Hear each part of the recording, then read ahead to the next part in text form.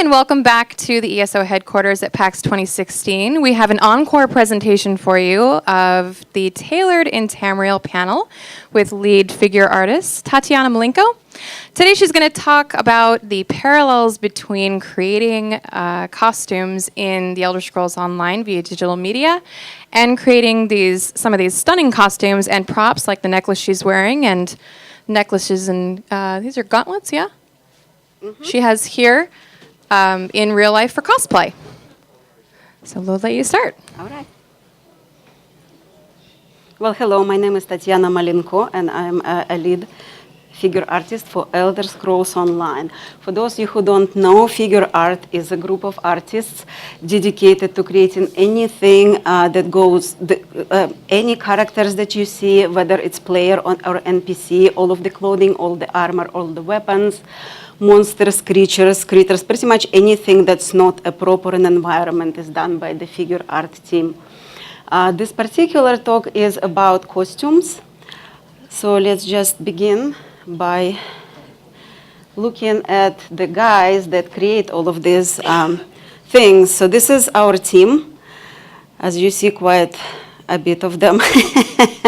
So that's starting from left to right, top row, Kevin, another Kevin, then there's Barry, Greg, then there is Kajit in the middle, I believe, Joe right behind it, Kelly is right next to the costume, the guy with the crazy eyes is Gabe, next to him is Rico, right in front of him down there is probably me, I think, and then that's Cody and Pete right in the center.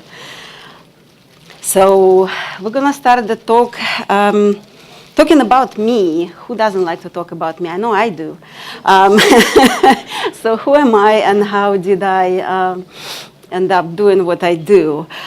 So I grew up actually being involved in theater quite a bit, doing acting and helping with the props and costumes. And the reason I actually started to study art, such as painting, drawing, and eventually sculpture, is because I wanted to become a fashion designer.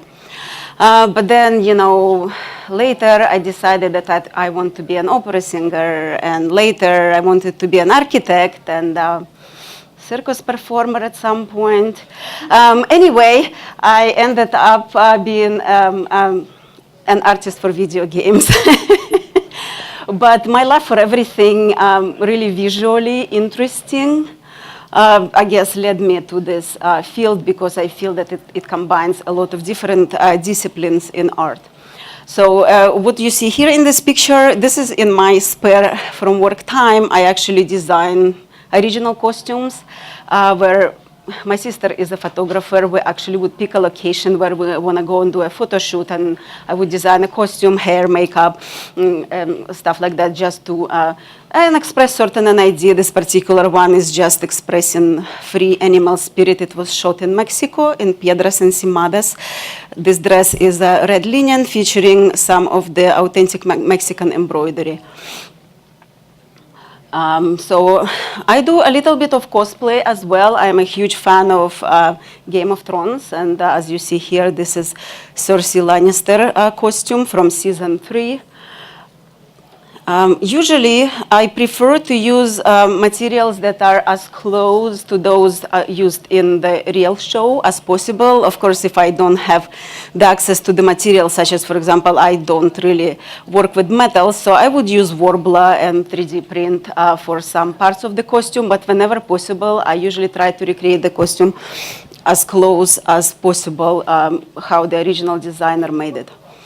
This is another one of the original costumes. This is a mermaid here.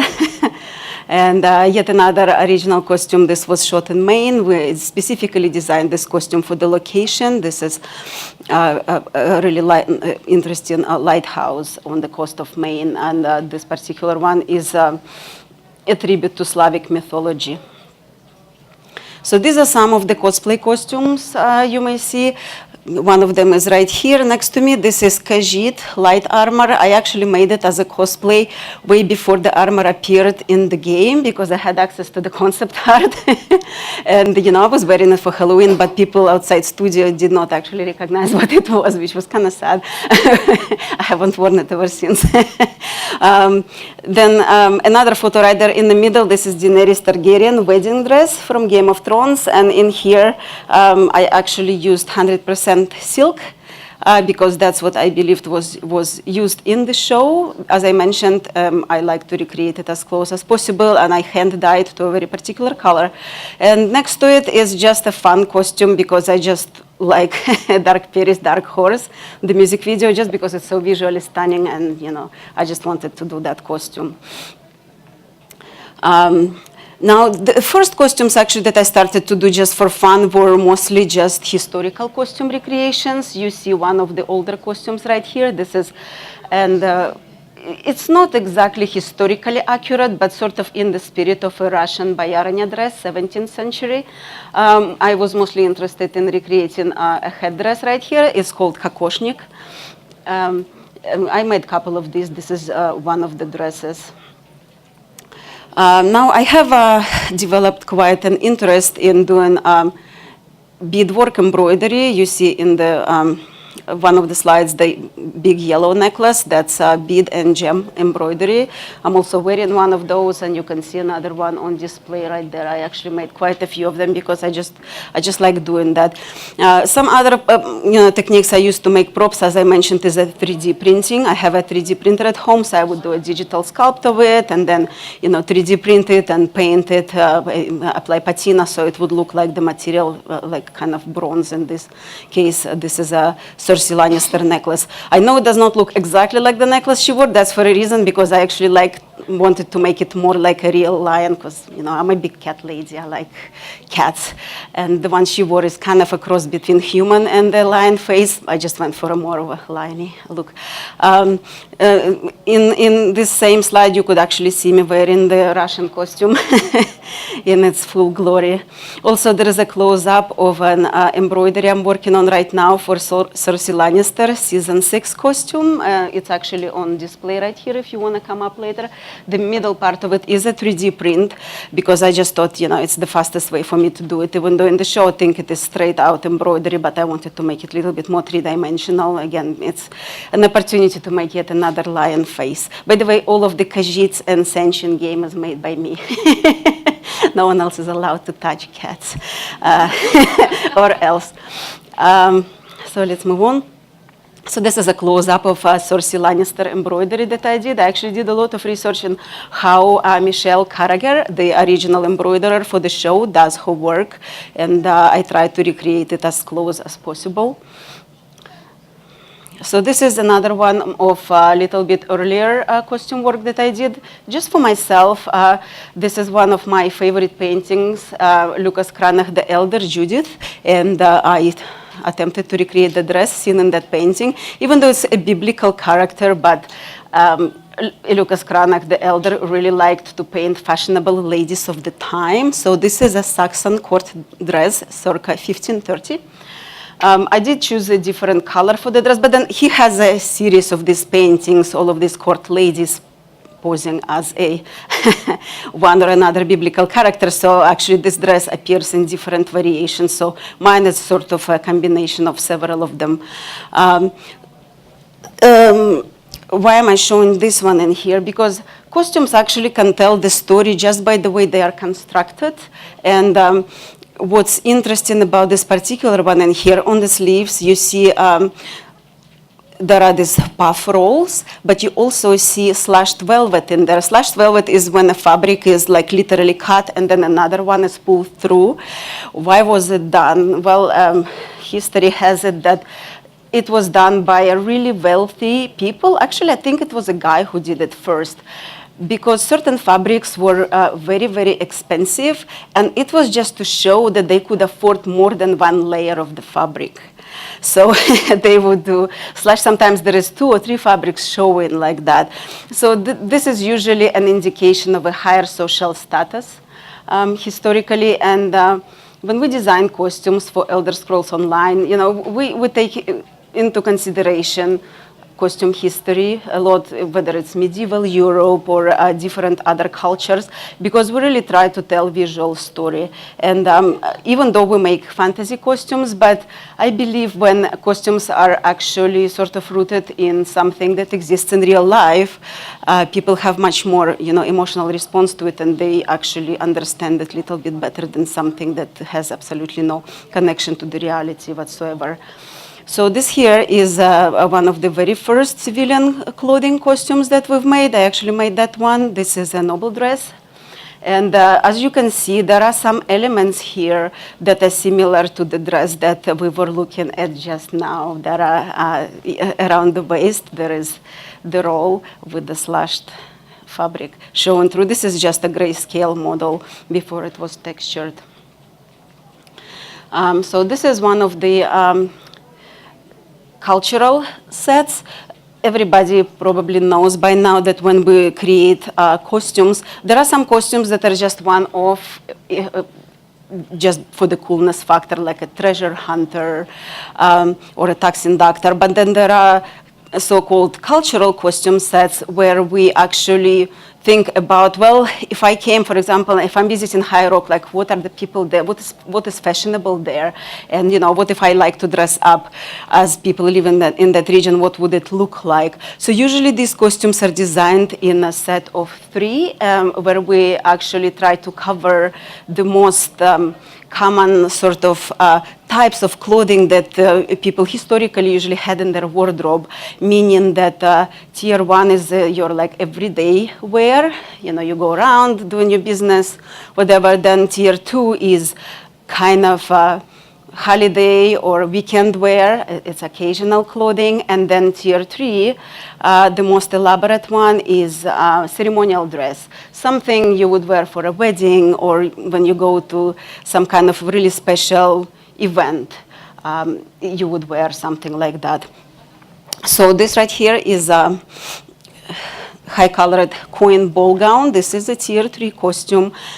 So what's of note in here, other than the layers and like a lot of fabric layered, we always try to do like layered look, even though like it's digital, but I think it adds a lot of believability.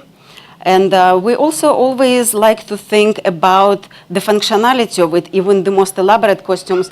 What does functionality mean? How do you put it on and how do you take it off? Because so you will actually need to indicate, in this case, there is this lacing in front, because if these elements are not present, it's kind of like the costume always feels like it's unfinished. Plus, it's, it's an opportunity to provide additional visual interest and accents on the costumes.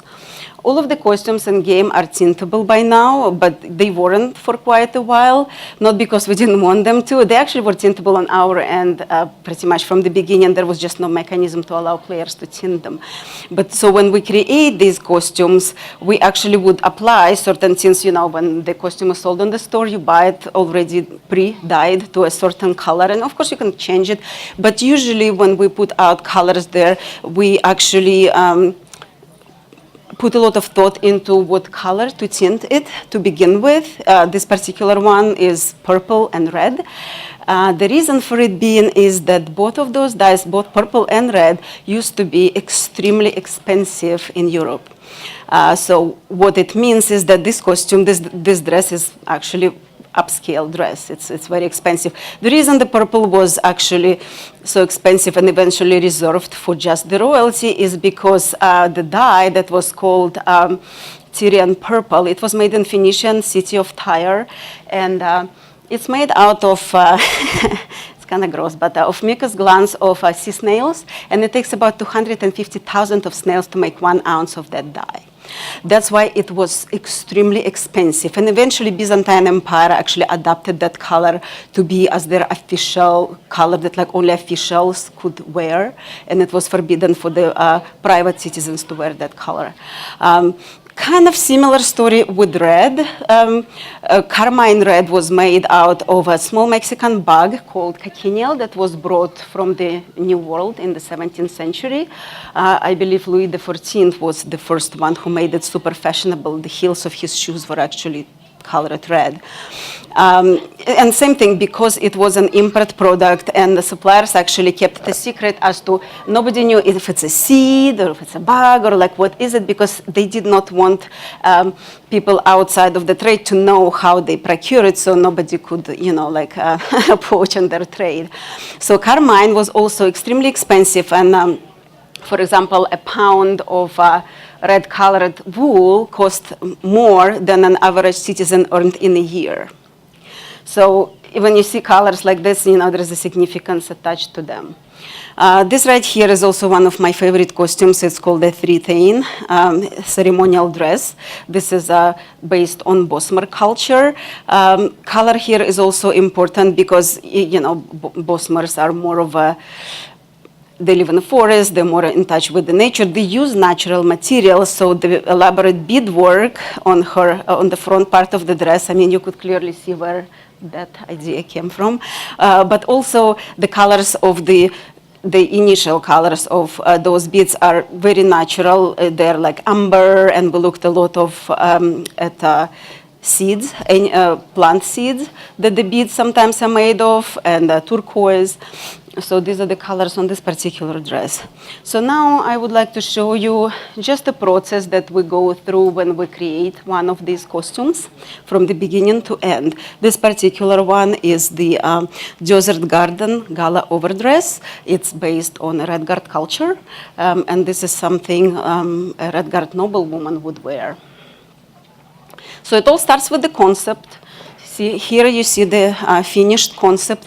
Before this, it gets to this stage, though, it's a series of rough sketches is made by a concept artist where, art director, associate art director, myself, and with the artist, we discuss which direction we want to go in with this particular, set, and what kind of things to keep in mind. Of course, the lore is very important. We actually check with the lore master all the time whether or not we're on the right track as far as the materials are concerned and the construction of the dress, if it's appropriate even for that culture to wear something like that.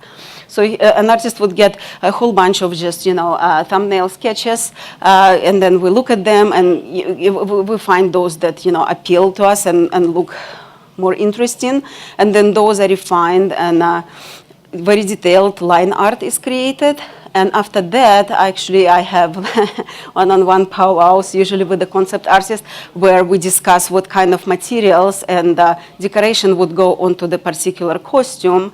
Whereas in here, it's a silk velvet that was referenced, and a lot of gold work embroidery. It's a very particular type of embroidery.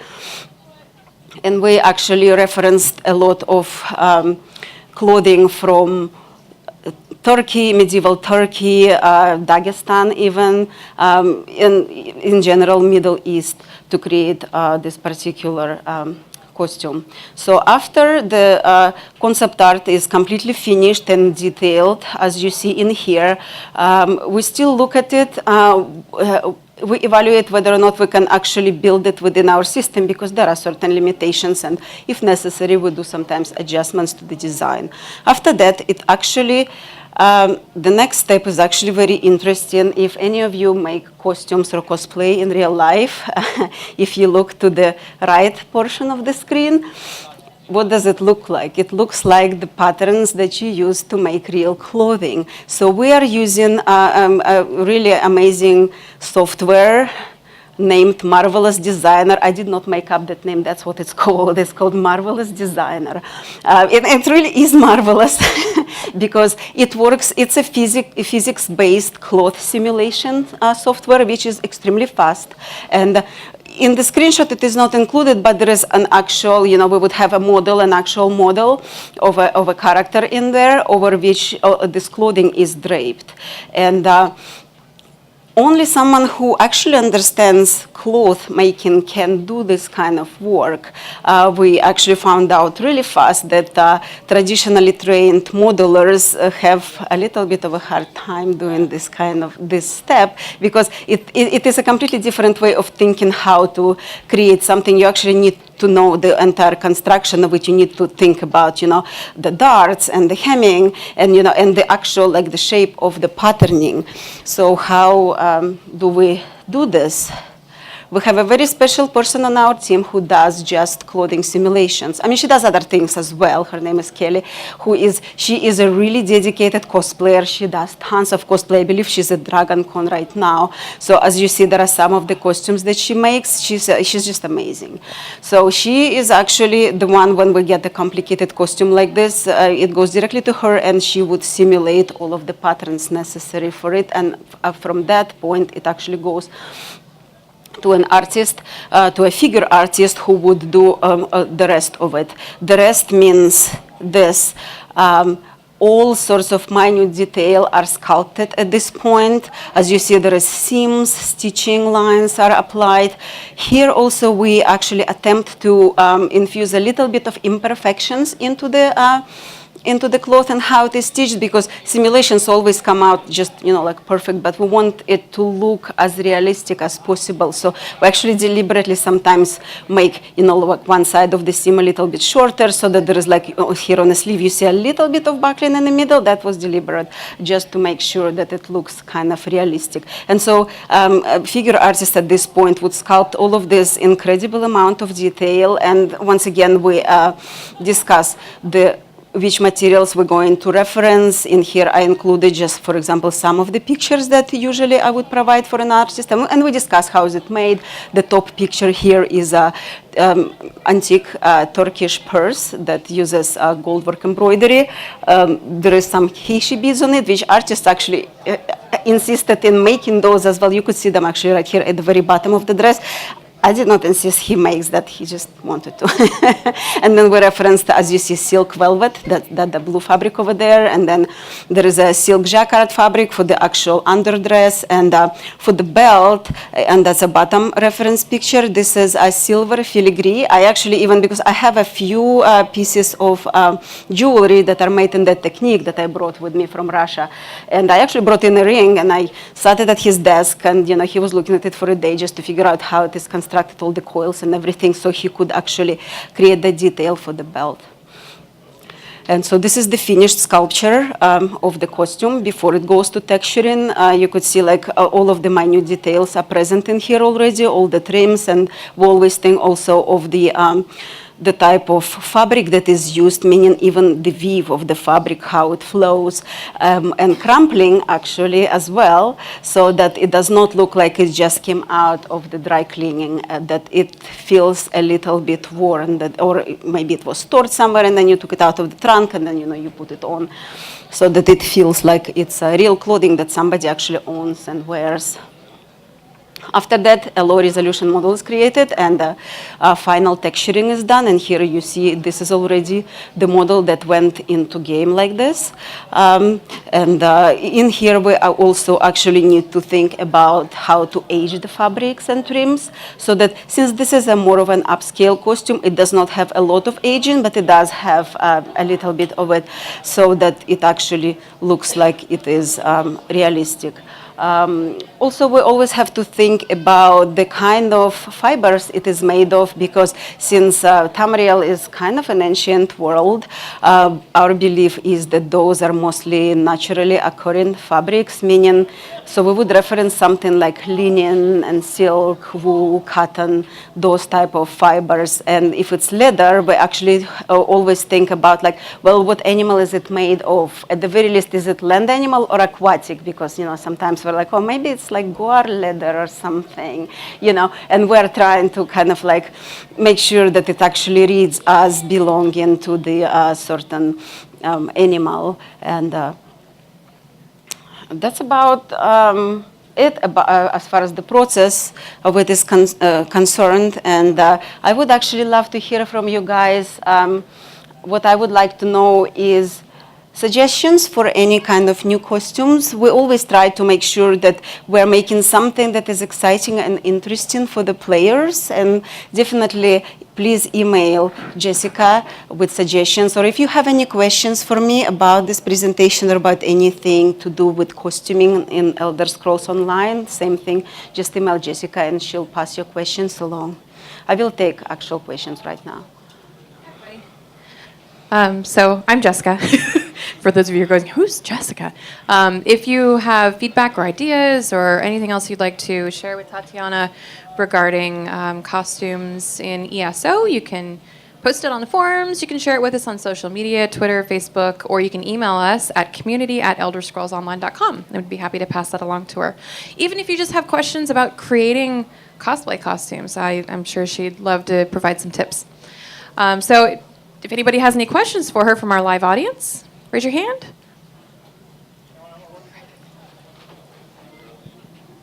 I was curious, when we're looking at the wireframe diagram of the model of the, you had the three there, are those ever being made realistically as far as what you're talking about? You know, that there, that one. Are those being made? I'm sorry, I think I... that's right, realistically? Something. And then scanned, or is all of the work being done digitally? Oh, no, all of this is done digitally. Okay. We're only thinking right now to start maybe scanning some of the samples of the clothing, but all of these are just sculpted by hand. Does that include the texturing? Yes.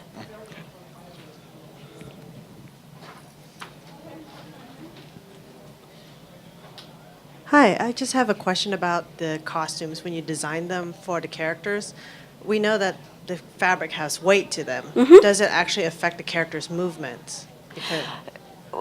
Right now, we do not use any cloth physics in game, so what it does affect is how the finished model looks like, because in Marvelous Designer, you can actually change the presets of how heavy the fabric is or how thick it is, just so to change the way it drapes, to change the way how it just like feels, and if there are layers of clothing, obviously, clothing that's underneath will be squished some more. So while we're still working on it, especially when it's in a simulation software, yes, it does make a huge difference.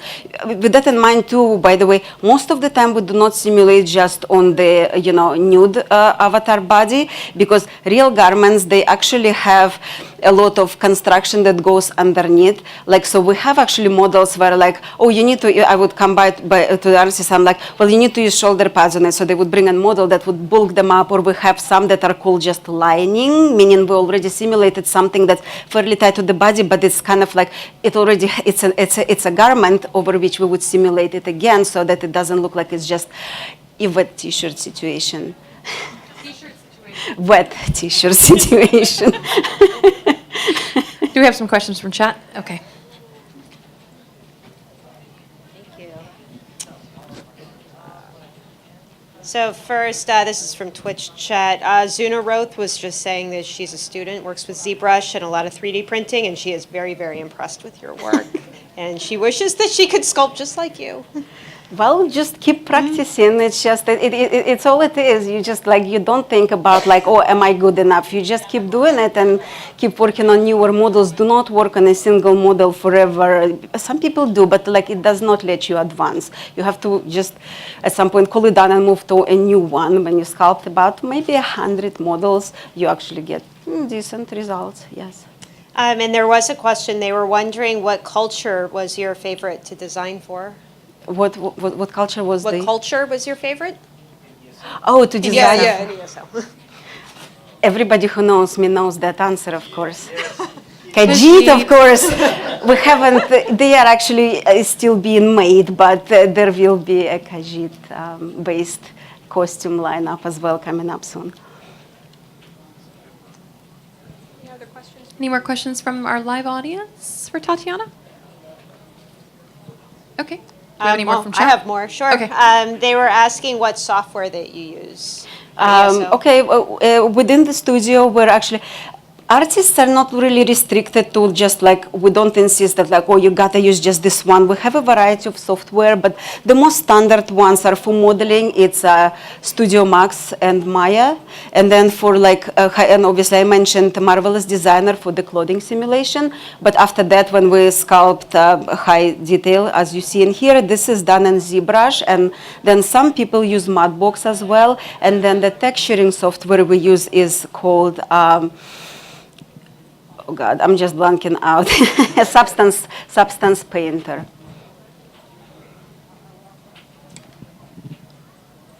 Okay, I'll keep going.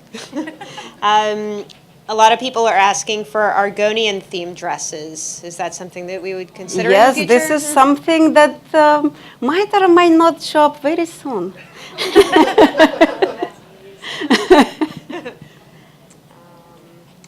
Oh, something else that's been kind of popping up is some sort of decoration on tails for Argonian or Khajiit. Yes, I know that's this a little is more difficult. yes. It has to do. There are certain, as I mentioned, when the design is finished, we evaluate it for whether or not we can make it within our system.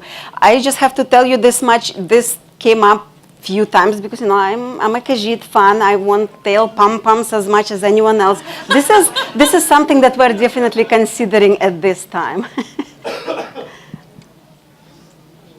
Do you also design the skins? Yes. They were just asking how you go about designing something like that. Since Like it's a which little more different. do they have a question about particular skin? Because there are different types of skins and there are different types of items as far as our team is concerned. Well, we're on a delay, so Like a we'll see. Like, do they mean like a zombie soul-shriven skin or skin, soul-shriven or- skin? So what is the actual question? How do we go about designing it? Well, the concept artists usually do drawings, but it's the same process actually as for clothing or for the armor or for anything else. First of all, like we need to know like what does it represent within the Tamriel universe, and like the lore master needs to get his opinion on the matter, whether or not it's something that can actually exist, and then we actually, discuss. Oh, they were the just ideas. saying the Dramathra skin Oh, specifically. like what about it? It's I don't know. We have to wait another 30 seconds. right. Okay, we could probably take Well, another this question. is something that was done specifically for a particular area and for the bosses there. And then, since it was so popular, we decided to convert it to something that the players can equip as well.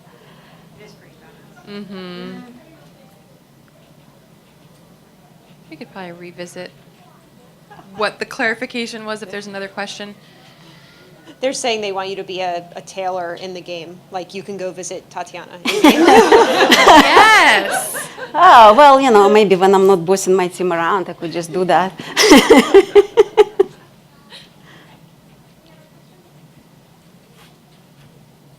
Do you have a Facebook page or any sort of website where people can visit? Yes, I do. And why don't I just give this information to Jessica? Yeah, But, I can put it out on Twitter. Yes, well, there is TatianaArt.com, but it's my professional website that hasn't been updated in about 5 years. So if you like to visit it, but I do have a Facebook page. It's more of a private page, but I've been asked many times if I can make something where I just post my costume work and stuff. So I probably will one of these days. You can post it when it's made. All right, any last questions for Tatiana? Any from chat, Gina? Okay. All right. Thank you all so much for joining us. This was a really fun panel. Thank you, Tatiana, once again. We look forward to future costumes from your team. And thank you all for joining us live. That concludes our live streaming for a little bit. We're actually going to run another dungeon live with Classy Katie, one of our ESO live streamers, from 5 to 6. But before that, we're going to take a break and have our LFG hour here in room 3AB at PAX West. So if you're not with us, we'll be right back at 5 p.m. Pacific time. And if you're at PAX, come see us. Good. Bye.